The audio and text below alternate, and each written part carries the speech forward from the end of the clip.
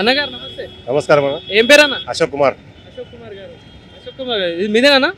మా fruit business మాదే. ఎట్లుంది బిజినెస్ మరి? బిజినెస్ మామూలుగానే ఉంది, డల్ ఉంది కొంచెం. ఎందుకు ఇప్పుడు మంచిగా రంజాన్ సీజన్ కదా? సీజన్ కానీ ఇప్పుడు లేవు, తొందరటంతా లేదు, ఇప్పుడు రావట్లేదు. ఎక్కడి నుంచి తెచ్చుకుంటారన్న ఈ ఫ్రూట్స్ అన్ని? హైదరాబాద్కి వస్తాయి, బాట సింగారంకి వస్తాయి. సో మరి ఎట్లా మరి రేట్లు ఎట్లా ఉన్నాయి? ఎంత అంటే మీకు వస్తుందా గిట్టుబాటు? రేట్లు నార్మల్గానే ఉన్నాయి, కాకపోతే ఇక కాంపిటీషన్ ఉంది కొద్దిగా. కాంపిటీషన్ వరుసగా ఉంటాయి, లైన్గా ఉంటాయి, కాంపిటీషన్ ఉంటుంది, అంత అనుకూలంగా లేదు. మిగులుతుంది అన్న మరి ఇంత మంది చేసుకుంటారు ఇక్కడ, ఖర్చులు రేట్లు కూడా పెరిగినాయి. బతకగలుగుతారు మామూలుగా, కుటుంబం బతికించగలుగుతారు అంతే.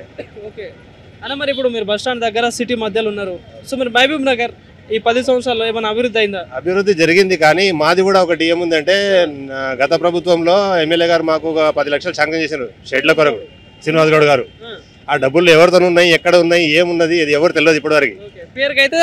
మీరేమన్నా దానికి ప్రెషర్ పెట్టి కొద్దిగా ఉన్నతాధికారులతో తీసుకుపోయి ఆ 10 లక్షలు ఎక్కడ ఉన్నాయి, శాంక్షన్ అయినాయా కాలేదా, అయితే వాళ్ళకి షెడ్లు అవుతాయా కావా, వాళ్ళని ఏమైనా సొల్యూషన్ దీనికి సంబంధించింది. 10 లక్షలు అయితే శాంక్షన్ అయితే వాళ్ళకి వచ్చినాయా రాలేదా, వస్తే వాళ్ళకి ఇప్పుడు ఎవరు జిమ్మదారి, చేపిస్తారా లేదా అనేది ఒకటి క్లారిటీ తీసుకోవాలి. కానీ మరి ఇట్లా ఉందని మరి ఇప్పుడు ప్రజెంట్ ఉన్న ఎమ్మెల్యేని కలిసిలా మరి సార్? మరి ఇట్లా గతంలో సార్ కలిసిన మన సార్ రెస్పాన్స్ లేదు సరిగా.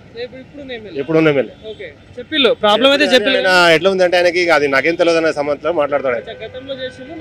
మాకు తొలత ఉన్న ఎమ్మెల్యే గారు బాగుండే, మాకు ఏదానికైనా సపోర్ట్ ఉంటుండే బాగా. శ్రీనివాస్ గౌడ్ మాకు ఎప్పుడు పోయినా కూడా సపోర్ట్ ఇస్తుండే, మాట్లాడుతుండే. ఇప్పుడు ఈయన పోయినాం 2 సార్లు పోయినాం, ఆర్టీసీలో అది కడుతుండ్రు, కాంప్లెక్స్ కడుతుండ్రు. ఇప్పుడు అది కట్టిన తర్వాత వాళ్ళు మాకు ఉంచారా తీస్తారా తెలియదు. లేదు ప్లేస్ లేదు ఎక్కడ మాకు, ఇంకా ప్లేస్ లేదు మాకు ఎక్కడ ఇంకా వేరే. ఇప్పుడు శ్రీనివాస్ గౌడ్ ఉన్నప్పుడు ఏం చేసిన, మాకు ఆల్రెడీ కట్టడానికి శాంక్షన్ చేసిన డబ్బులు కూడా వాళ్ళని కూడా కట్టనీయలేదు. ఇప్పుడు వాళ్ళు పోయిన తర్వాత ఇప్పుడు వచ్చిన ఎమ్మెల్యేతో కలిసి వాళ్ళు మాట్లాడుకుని ఏదో చేస్తున్నారు వాళ్ళు. అది ఇప్పుడు మళ్ళీ చూసుకుంటే ఎలక్షన్స్ వస్తున్నాయి, మరి ఈ మూమెంట్ అయినా పోయి కలిసిలా మరి మరి ఇట్లా మాకు సమస్య ఉందని కూడా ఉపయోగం లేదు అనుకుంటున్నాం మేమైతే. ఎందుకంటే ఇప్పుడు రెస్పాన్స్ రానప్పుడు ఇంకా మూమెంట్ ఆడొస్తుంది, మూమెంట్ రాదు. సో మరి ఏం లేదు, ఒక 2 క్వశ్చన్లు అడుగుతా. ఇప్పుడు పార్లమెంట్ ఎలక్షన్స్ వస్తున్నాయి, సో మరి వచ్చే పార్లమెంట్ ఎలక్షన్లో మహబూబ్ నగర్ నుండి ఏదైతే 3 పార్టీలు, సో ఎవరు గెలిస్తే బాగుంటుంది? నాకైతే తెలిసి బీజేపీ గెలవాలి. ఎందుకంటే ఇప్పుడు బీఆర్ఎస్ అయితే లేదు, గెలిచినా ఉపయోగం లేదు. బీఆర్ఎస్ గెలిచినా ఉపయోగం లేదు, మోదీతో పోవాల్సిందే, వాళ్ళు పోవాల్సిందే. సెంట్రల్ లేదు, సెంట్రల్ లేదు. ఇప్పుడు కాంగ్రెస్ లో గెలిచినా వాళ్ళు కూడా ఏమి అంత పికప్ లేదు వాళ్ళది.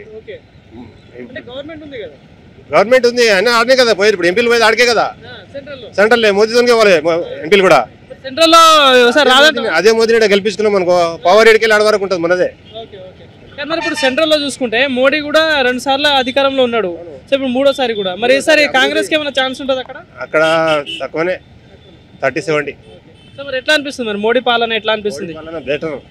బెటర్ అన్నిటికంటే. అంటే ఏ విధంగా? ఒక 2 ముచ్చట్లు. అభివృద్ధి పాకిస్తాన్ నుంచి తీసుకుందాం మనం, ఒక్క పాకిస్తాన్ నుంచి ఒక్కటి కూడా ఇష్యూ లేదు మనకు 10 years ఆర్టికల్ ఏదైనా సరే.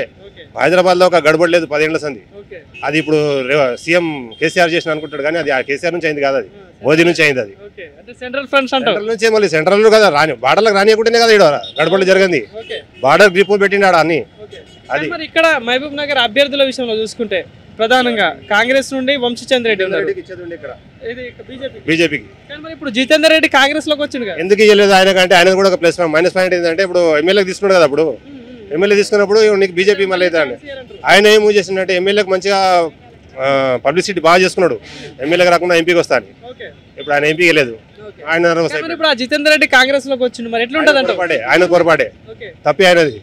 వెయిట్ చేసేది ఉండే, ఇంకా ఉన్నాయి కదా పార్లమెంట్ మస్తు సీట్లు ఉన్నాయి, ఇంకా గెలిస్తే ఇంకా మస్తు ఉన్నది. గవర్నర్ పదవులు వస్తాయి వాళ్ళకి ఇంకా తొందరగా. మరి ఇప్పుడు చిన్నగా ఏం లేదు, ఇప్పుడు ఏదైతే వంశీచంద్ర రెడ్డి, డికే అరుణ, మన్య శ్రీనివాస్ రెడ్డి, ఈ ముగ్గురులో పోటీ ఎట్లా ఉంటది, ఎవరికి విజయం ఉంటది? పోటీ డికే అరుణదే కొద్దిగా అయి ఉంటది అనుకుంటున్నాం. ఎందుకంటే ఇప్పుడు ఆమె ఇక్కడ ఉంది కదా, ఇంతకుముందు గద్వాల నుంచి ఇక్కడ ఉంది, బాగా పబ్లిసిటీ కూడా ఉంది ఆమె ఇక్కడ ఉంది. కాంగ్రెస్ బీజేపీ ఇప్పుడు ఎలక్షన్ వరకు జితేందర్ రెడ్డిని కాపాడుకుంటే బాగుంటుండే వీళ్ళు, బీజేపీ వాళ్ళు.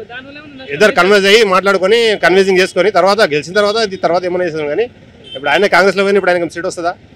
రాదు కదా. ఆడపోయినా ఖాళీ ఓట్లు అయితే చీల్తాయి కదా, అదే చెప్తున్నా నేను, ఓట్లు చీల్తాయి. అదే ఆయన ఉండేది ఉండే, ఇప్పుడు ఆడపోయి ఏం చేస్తే లేదు కదా ఆయన. దీనివల్ల బీజేపీకి నష్టం అవుతుంది, నష్టమే బీజేపీకి, డీకే అన్నాకే నష్టం, గెలుపు కూడా ఇబ్బంది అవుతుంది. థ్యాంక్ యూ అన్న.